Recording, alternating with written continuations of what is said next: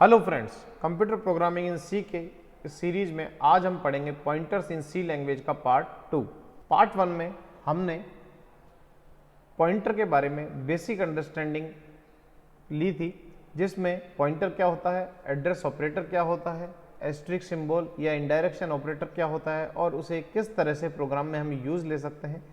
Asterisk symbol की मदद से हम पॉइंटर को किस तरह से डिक्लेयर कर सकते हैं, ये सब हम लास्ट लेक्चर में देख चुके हैं। तो अगर आपने पॉइंटर का पार्ट 1 नहीं देखा है तो आप इस वीडियो को देखने से पहले पॉइंटर का पार्ट 1 देख लें। इस वीडियो में हम पॉइंटर के बारे में कुछ बेसिक कंसेप्ट्स देखेंगे, जैसे बेस एड्रेस। तो कंप्यूटर स्क्रीन पर आप 3 इंस्ट्रक्शंस देख रहे हैं, जहां पे मैंने 3 अलग अलग टाइप के वेरिएबल्स और पॉइंटर को डिक्लेयर किया है। यहाँ पर एक्स, वाई और जेड को कितनी मेमोरी एलोकेट होगी, उसके लिए हम उसका मेमोरी यूटिलाइजेशन देखते हैं। तो यहाँ हम देख सकते हैं कि एक्स को 2 बाइट, फ्लोट को 4 बाइट एंड कैरेक्टर को 1 बाइट यहाँ पे एलोकेट होगी। लेकिन अब यहाँ पर आप देख रहे होंगे कि अभी तक लास्ट लेक्चर के हिसाब से हमने यहाँ पर एक्स का जो एड्रेस था वो 1000 सपोज किया था। तो ये 1001 का क्या एग्जिस्टेंस है, इसी तरह से यहाँ पर 2001, 2, 3 इसका क्या एग्जिस्टेंस है। यहाँ पर जब किसी भी वेरिएबल को हम डिक्लेयर करते हैं तो उसके टाइप के अकॉर्डिंग उसको मेमोरी एलोकेट होती है। तो यहाँ पर मैंने x एक इंटीजर टाइप का वेरिएबल बनाया है, तो उसे 2 बाइट मेमोरी मिलेगी। तो जो ये 1000 है ये उसकी फर्स्ट बाइट का एड्रेस है और यहाँ पर 1001 उसकी सेकंड बाइट का एड्रेस होगा, क्योंकि मेमोरी में उसे 2 बाइट्स मिल रही है, तो दोनों बाइट्स के लिए एड्रेस भी अलग अलग होगा। इसी तरह से फ्लोट टाइप के वेरिएबल का फर्स्ट बाइट का एड्रेस 2000 होगा, सेकंड बाइट का 2001 एंड लास्ट बाइट का 2003 होगा, क्योंकि ये 4 बाइट कंटेन करता है। इसी तरह से हमने यहाँ पर 3 पॉइंटर वेरिएबल भी बनाए हैं, P, Q एंड R। तो जैसा कि हम लास्ट वीडियो में पढ़ चुके हैं कि पॉइंटर वेरिएबल को मेमोरी में हमेशा 2 बाइट ही एलोकेट होती है। यहाँ पर मैंने ब्लॉक एक ही बनाया है, लेकिन इन्हें यहाँ पर 2 बाइट मेमोरी एलोकेट हो रही है। जब कभी भी हम पॉइंटर वेरिएबल में किसी भी ऑर्डिनरी वेरिएबल का एड्रेस डालते हैं तो उस पॉइंटर वेरिएबल के अंदर उस पर्टिकुलर वेरिएबल का बेस एड्रेस ही जाता है। तो यहाँ पर अगर मैं p equal to address of x लिखता हूँ तो ये बेस एड्रेस ही p के अंदर जाएगा। किसी भी वेरिएबल का फर्स्ट बाइट का जो एड्रेस होता है उसे ही हम बेस एड्रेस कहते हैं, और यही बेस एड्रेस आपके पॉइंटर वेरिएबल के अंदर स्टोर होता है। अब जब यहाँ पर P, Q और R X, Y, Z का बेस एड्रेस ही कंटेन कर रहे हैं, तो यहाँ इस Q को कैसे पता चलेगा कि इस बेस एड्रेस के आगे भी 3 बाइट्स है। तो यहाँ पर जब कभी भी हम किसी भी वेरिएबल को डिक्लेयर करते हैं तो उसी टाइप का हमें पॉइंटर वेरिएबल भी डिक्लेयर करना होता है। सी लैंग्वेज में हम लास्ट लेक्चर में ये रूल पढ़ चुके हैं कि पॉइंटर वेरिएबल सेम टाइप के वेरिएबल का ही एड्रेस यहाँ पर कंटेन कर सकता है।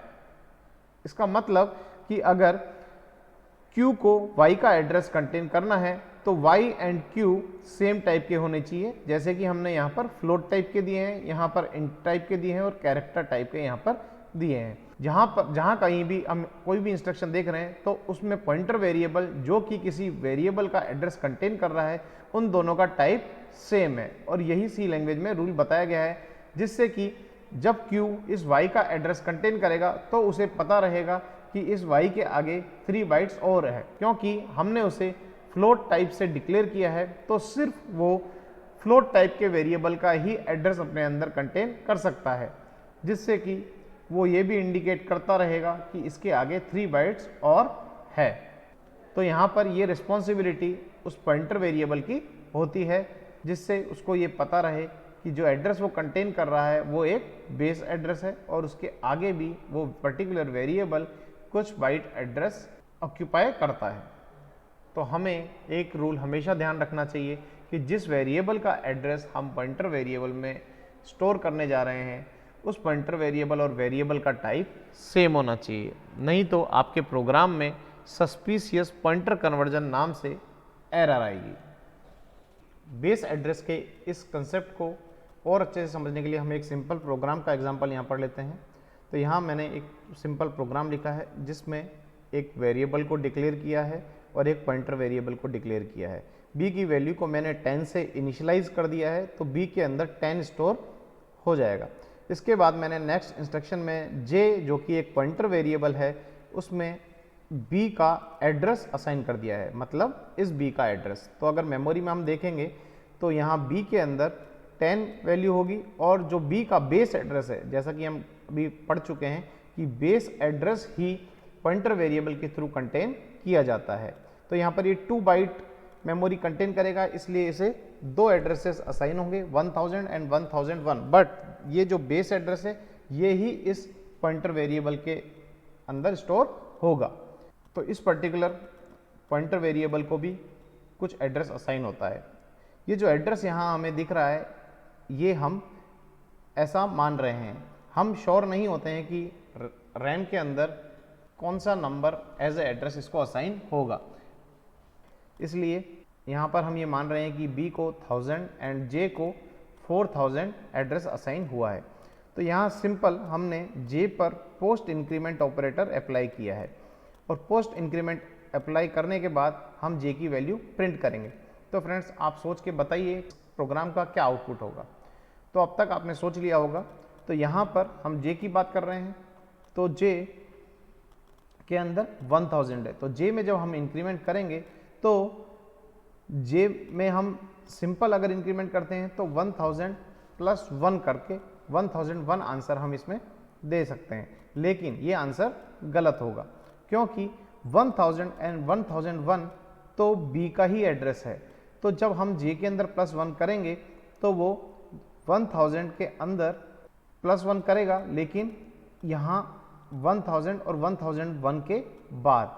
तो जब कभी भी आप किसी भी तरह का कोई भी पॉइंटर वेरिएबल के अंदर ये ऑपरेशन परफॉर्म करते हैं तो वहाँ आप ध्यान रखिएगा कि जितनी बाइट जो वेरिएबल को असाइन की गई है उस बाइट के अकॉर्डिंग ही उसमें एडिशन और सब्ट्रैक्शंस हो सकते हैं। इसके बारे में हम अभी अर्थमेटिक ऑपरेशंस में पढ़ेंगे तो डिटेल में पढ़ लेंगे, लेकिन आप यहाँ पर ये ध्यान रखिएगा कि जो j प्लस प्लस करने पर इसका जो आउटपुट आएगा वो 1001 नहीं आएगा, 1002 आएगा, क्योंकि 1000 और 1001 तो b का ही एड्रेस है क्योंकि इसे 2 बाइट मेमोरी में एलोकेट हुई है।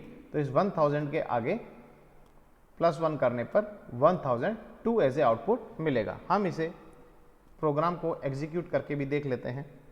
यहाँ पर आप देख सकते हैं कि मैंने सेम प्रोग्राम यहाँ पर लिखा है और मैंने एक printf पहले लिख दिया है जिससे कि इंक्रीमेंट से पहले p की वैल्यू हमें पता लगे और इंक्रीमेंट के बाद p की वैल्यू क्या हो। तो जैसे हमने वहाँ पर माना था कि p की वैल्यू 1000 है, तो 1000 के हिसाब से यहाँ पर 1002 इसका आउटपुट होना चाहिए, लेकिन रैम के अंदर इसे एड्रेस रैंडमली एलोकेट होगा, तो यहाँ पर हम अंदाज़ा नहीं लगा सकते इसे क्या एड्रेस एलोकेट होगा। तो इसीलिए मैंने यहाँ पर पहले p को प्रिंट करा दिया है। तो आप यहाँ देखेंगे जो भी आउटपुट यहाँ आएगा वो इस आउटपुट वैल्यू के अंदर +2 करके ऐड हो जाएगा। तो यहाँ पर मैं इसको रन करके देखता हूँ तो आप यहाँ देख सकते हैं कि p की वैल्यू जब हमने पोस्ट इंक्रीमेंट के थ्रू इंक्रीमेंट करनी चाहिए तो पोस्ट इंक्रीमेंट अप्लाई करने से पहले उसकी वैल्यू 852 थी और उसके बाद 854 हो गई। तो 852 में अगर हम +1 करते हैं, पोस्ट इंक्रीमेंट ऑपरेटर का मतलब +1 करना होता है किसी भी पर्टिकुलर वेरिएबल में जिस पर वो अप्लाई हो रहा है। तो यहाँ पर 852 में 1 प्लस किया, तो 852 में जब उसने 1 प्लस किया तो ये a ऑलरेडी 2 बाइट्स कंटेन कर रहा है, तो 852 और 853, उसके बाद 854 यहाँ पर उसने एज ए आउटपुट दे दिया है। Some important concepts of pointer. यहाँ हम पॉइंटर के बारे में कुछ और इम्पोर्टेंट कंसेप्ट्स देखेंगे। यहाँ सिंपल मैं एक प्रोग्राम में एक इंस्ट्रक्शन लिख रहा हूँ जिसमें एक वेरिएबल इंटीजर x एंड एक पॉइंटर वेरिएबल डिक्लेयर कर रहा हूँ। तो जैसे ही मैं ये एक वेरिएबल यहाँ पे डिक्लेयर करता हूँ तो मेमोरी के अंदर एक ब्लॉक यहाँ पे क्रिएट हो जाएगा और उस ब्लॉक का नाम होगा x, और हम ऐसा मान लेते हैं कि इस वेरिएबल का जो एड्रेस है वो है 1000। अब यहाँ पर हम एक इंस्ट्रक्शन लिखते हैं p equal to address of x। ये इंस्ट्रक्शन लिखने पर पॉइंटर वेरिएबल x के एड्रेस को यहाँ अपने अंदर कंटेन कर लेगा। यहाँ पर इसको नाम मैं दे देता हूँ p, क्योंकि यहाँ पर हमने ये p नाम का एक पॉइंटर वेरिएबल बनाया है और इस पॉइंटर वेरिएबल के अंदर हमने एड्रेस रख दिया है किसका, x का।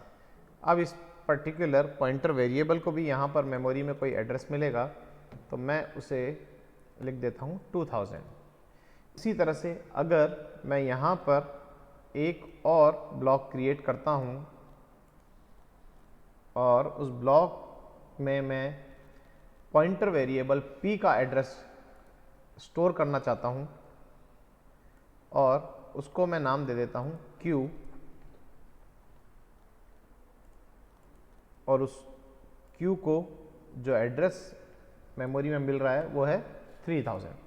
कि यहाँ पर हमने एक ऑर्डिनरी, अभी तक हम एक ऑर्डिनरी वेरिएबल का एड्रेस पॉइंटर वेरिएबल में कंटेन कर रहे थे, लेकिन यहाँ पर ये q भी एक पॉइंटर वेरिएबल है और p भी एक पॉइंटर वेरिएबल है, और यहाँ पर जो ये q पॉइंटर वेरिएबल है ये एक ऑर्डिनरी वेरिएबल का एड्रेस कंटेन नहीं कर रहा है, यहाँ पर ये एक पॉइंटर वेरिएबल का एड्रेस कंटेन कर रहा है। तो जब p x का एड्रेस कंटेन करता है तो उसे हम सिंपली एक एस्ट्रिक सिंबल के साथ डिक्लेयर कर देते हैं, लेकिन यहाँ पे हमें इस p में और q में डिफरेंस शो करना होगा जिससे कंपाइलर को पता लगे कि ये q एक ऑर्डिनरी वेरिएबल का एड्रेस कंटेन नहीं करता है, ये एक पॉइंटर वेरिएबल का एड्रेस कंटेन करता है। तो हम प्रोग्राम में इस q को किस तरह से डिक्लेयर करेंगे, तो देखिए यहाँ पर मैं डबल एस्ट्रिक सिंबल के साथ q को डिक्लेयर करूंगा। तो फ्रेंड्स अभी आपको ये थोड़ा अजीब जरूर लग रहा होगा, लेकिन जब आप इस कंसेप्ट को समझ जाएंगे तो ये आपको इजी लगेगा। इसी तरह से मुझे इस q का एड्रेस किसी तीसरे पॉइंटर वेरिएबल में रखना हो, जैसे कि r, और इस r का एड्रेस मैं यहाँ पर 4000 मान लेता हूँ। तो फ्रेंड्स यहाँ पर जिस तरह से मैंने q में 2 एस्ट्रिक सिंबल लगाए हैं उसी तरह से मुझे r को भी यहाँ पर डिक्लेयर करना होगा। तो आप एक बार के लिए स्क्रीन को पॉज करके सोचिए कि आप इसे किस तरह से डिक्लेयर कर सकते हैं। अब आपने अभी तक सोच लिया होगा तो मैं आपको बता देता हूँ, यहाँ पर इस r को अगर हमें डिफाइन करना है तो हम r को किस तरह से डिफाइन करेंगे। यहाँ हम बोलेंगे कि r एक पॉइंटर वेरिएबल है जो कि एक पॉइंटर वेरिएबल के एड्रेस को कंटेन करता है, और वो पॉइंटर वेरिएबल भी एक और पॉइंटर वेरिएबल के एड्रेस को कंटेन करता है जो कि एक ऑर्डिनरी वेरिएबल के एड्रेस को कंटेन कर रहा है। तो यहाँ पर अगर हमें p, q या r की डेफिनेशन देनी हो तो हमें इसी तरह से देनी होगी कि, तो इस तरह से हमें r को भी डिक्लेयर करना होगा। तो उसके लिए हमें 3 एस्ट्रिक सिंबल लगाने होंगे। आप इसको इस तरह से भी समझ सकते हैं कि हम यहाँ पर ये एस्ट्रिक सिंबल के थ्रू इनके लेवल को शो करते हैं या इंडिकेट करते हैं। अगर मैंने यहाँ पर एक एस्ट्रिक सिंबल लगाया है तो ये 1 लेवल का पॉइंटर है, अगर यहाँ मैंने 2 एस्ट्रिक सिंबल लगाया है तो ये 2 लेवल पॉइंटर वेरिएबल है, और यहाँ पर अगर मैंने 3 एस्ट्रिक सिंबल्स लगाए हैं तो ये 3 लेवल का पॉइंटर वेरिएबल है जो कि एक पॉइंटर वेरिएबल के एड्रेस को कंटेन करता है, और वो पॉइंटर वेरिएबल भी एक पॉइंटर वेरिएबल के एड्रेस को कंटेन करता है, और लास्ट जो पॉइंटर वेरिएबल है वो एक ऑर्डिनरी वेरिएबल के एड्रेस को कंटेन कर रहा है। तो इस तरह से एस्ट्रिक सिंबल के थ्रू हम इसका लेवल जान सकते हैं। तो यहाँ पर इसे जस्टिफाई करने के लिए मैं लिख देता हूँ q equal to address of p and r equal to address of Q। तो यहाँ पर ये जो ऊपर मैंने ब्लॉक्स बनाए हैं, इनको ये स्टेटमेंट्स जस्टिफाई करते हैं। R में Q का एड्रेस है, Q में P का, और P के अंदर X का एड्रेस है। अब फ्रेंड्स, अगर मैं यहाँ पर इस X के अंदर वैल्यू पुट करना चाहता हूँ, लेकिन मैं X के अंदर डायरेक्टली वैल्यू पुट नहीं करना चाहता, मैं यहाँ पर R के थ्रू X में वैल्यू पुट करना चाहता हूँ, तो मैं इसे किस तरह से लिखूँगा? तो यहाँ पर मुझे R की हेल्प से अगर X में वैल्यू पुट करनी है, तो मैं यहाँ एस्ट्रिक्स सिंबल 3 बार लगाऊंगा, R लिखूंगा और मैं यहाँ पर 10 लिख दूंगा। ऐसा स्टेटमेंट लिखने से इस X के अंदर 10 वैल्यू इनिशियलाइज हो जाएगी। तो इस तरह से आप एस्ट्रिक्स सिंबल की हेल्प से पॉइंटर वेरिएबल्स के लेवल को भी पहचान सकते हैं। कभी किसी भी पेपर में आपसे इस तरह के क्वेश्चंस पूछे जाते हैं, तो वहाँ आप इन नंबर ऑफ एस्ट्रिक्स सिंबल्स को देख के कंफ्यूज ना हो, और वहाँ पर ये asterisk symbol particular pointer variable के लेवल को ही डिनोट करते हैं। यहाँ एक और इम्पोर्टेंट रूल मैं आपको बता देता हूँ कि जो पॉइंटर वेरिएबल हमने यहाँ पर 3 एस्ट्रिक्स सिंबल के साथ बनाया है, मतलब ये थर्ड लेवल का पॉइंटर वेरिएबल है, तो पॉइंटर वेरिएबल अपने से एक लेवल कम के वेरिएबल का ये एड्रेस कंटेन कर सकता है। इट मीन्स कि R यहाँ पर सिर्फ Q का ही एड्रेस कंटेन कर सकता है, क्योंकि यहाँ पर इसका लेवल 2 है और इसका लेवल 3, और Q यहाँ पर P का ही एड्रेस कंटेन कर सकता है, क्योंकि यहाँ पर इसका लेवल 1 है और इसका लेवल 2।